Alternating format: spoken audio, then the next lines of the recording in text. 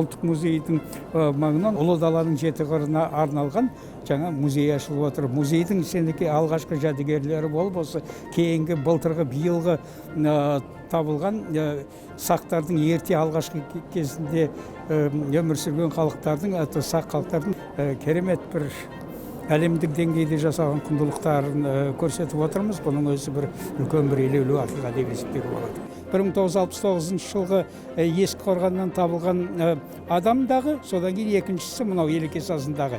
Екеуінің жасы да бірдей.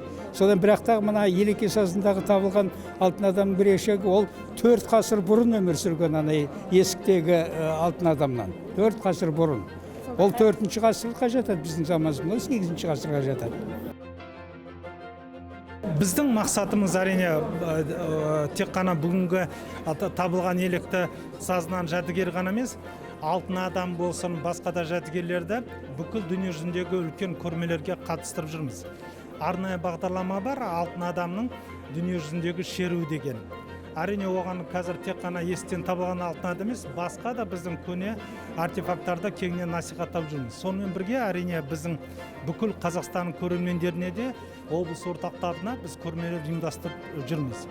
Ол жерге келіп тек қана тұра береді деген сөз емес, кеңінен насихаттай беруіміз керек.